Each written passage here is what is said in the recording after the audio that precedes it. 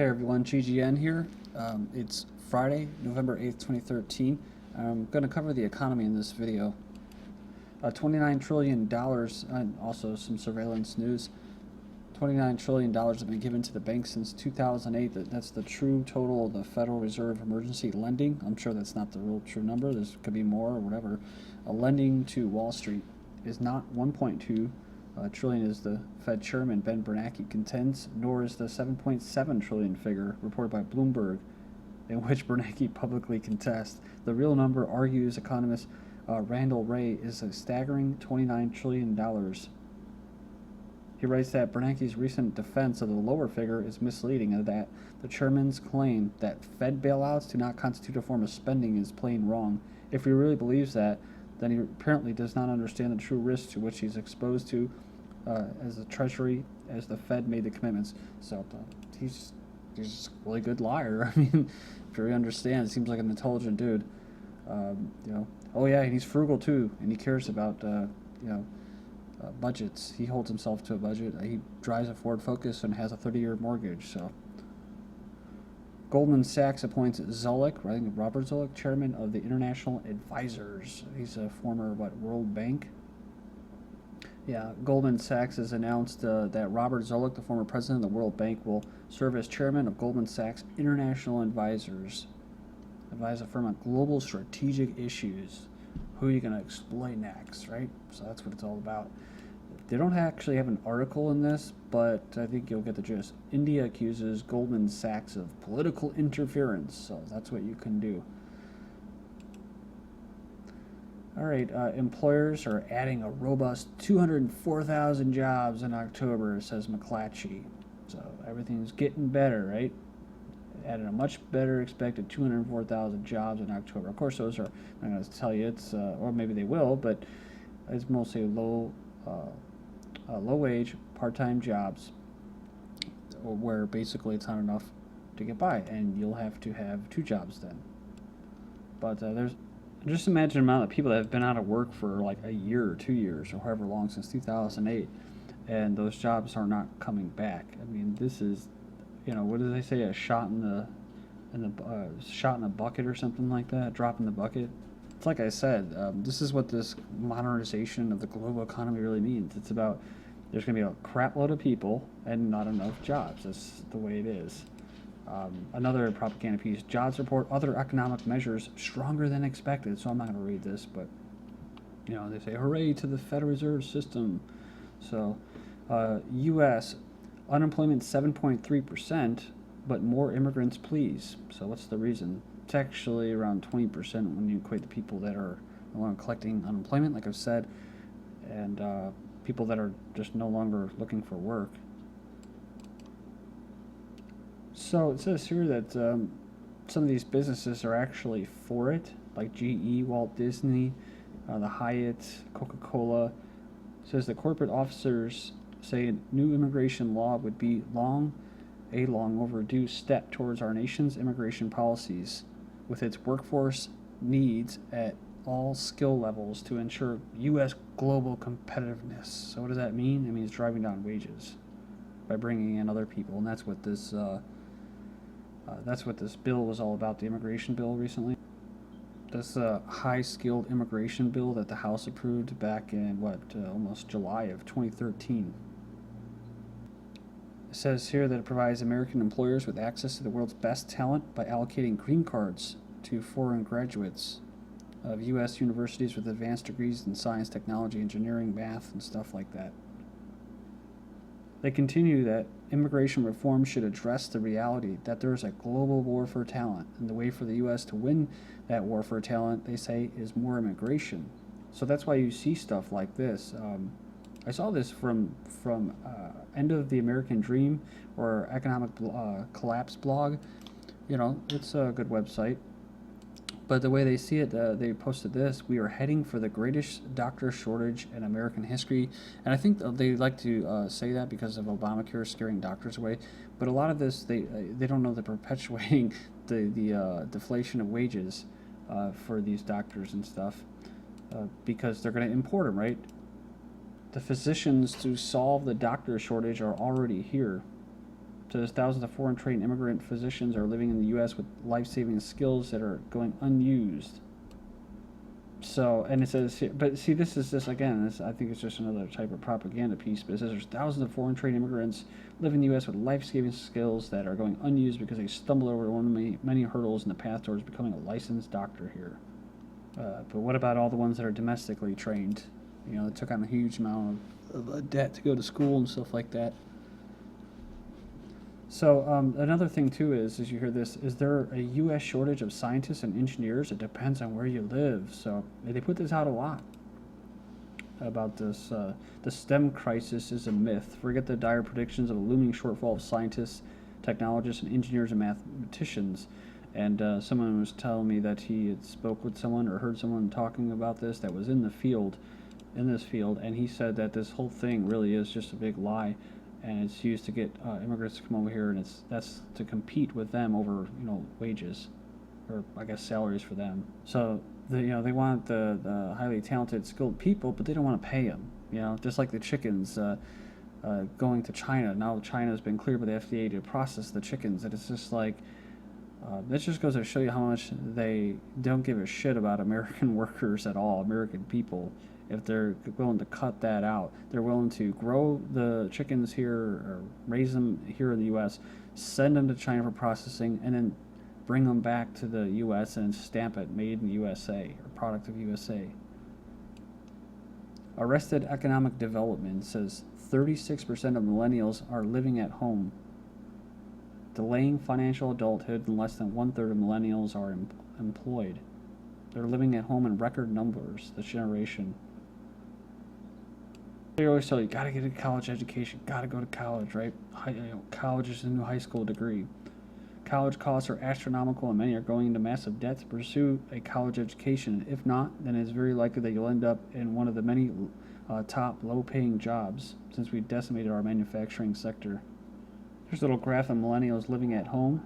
You have the age, 18 to 24.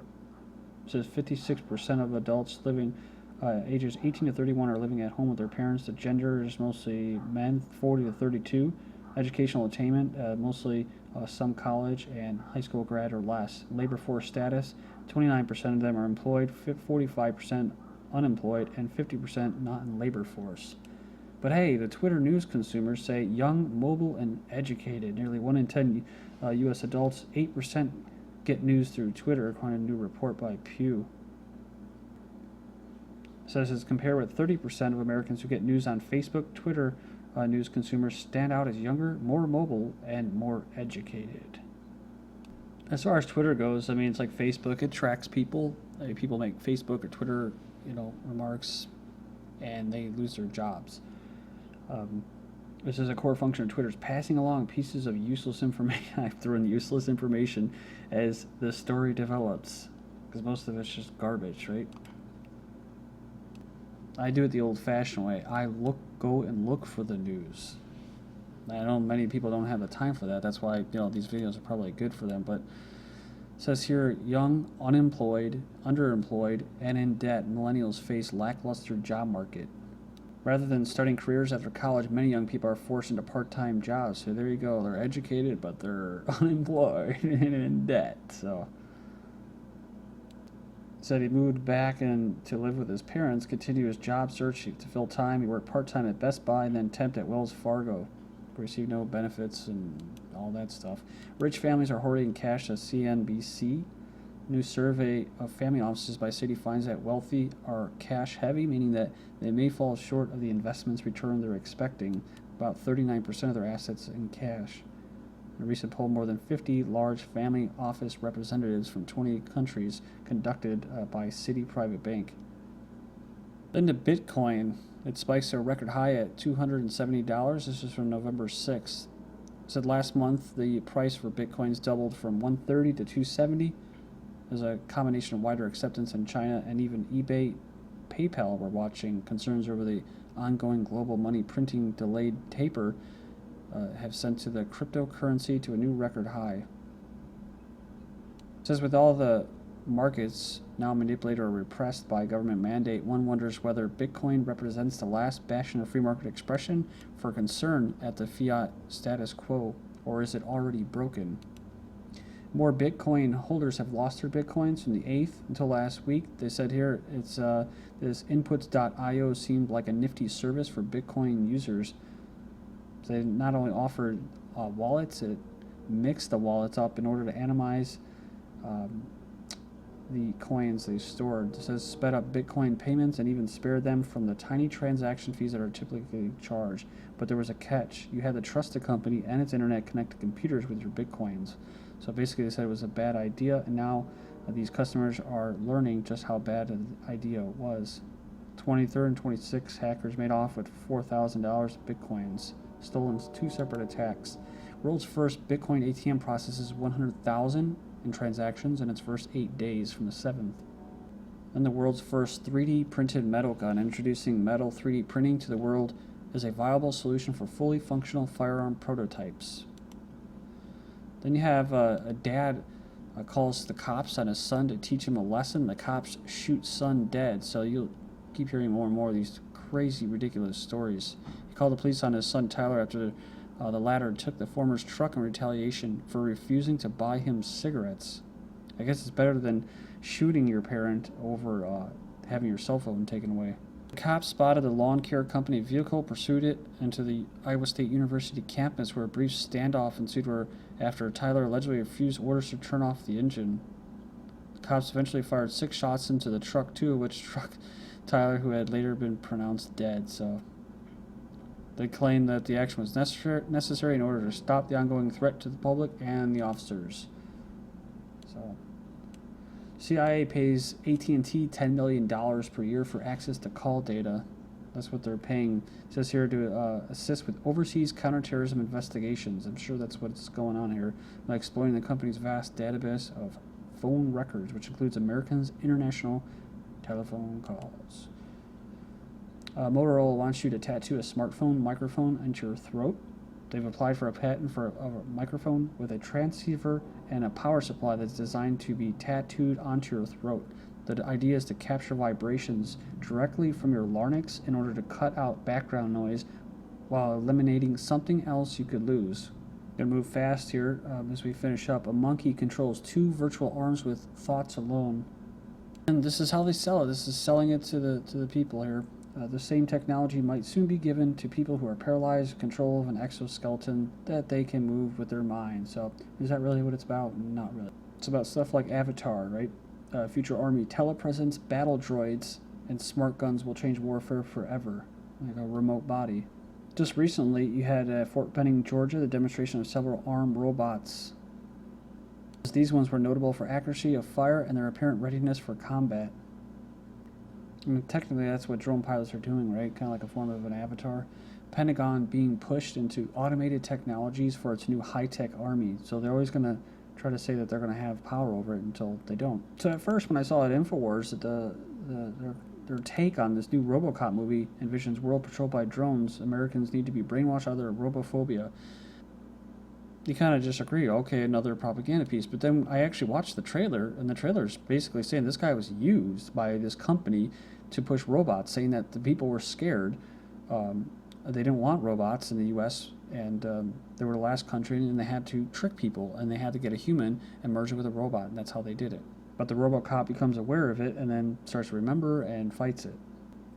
I've been covering a lot of stuff about biometrics, about the FBI doing it at Tesco gas stations in the UK, DHS testing facial recognition biometrics, but San Diego gets in your face with new mobile identification system. Facial recognition that will sharply change how police conduct stops on Americans.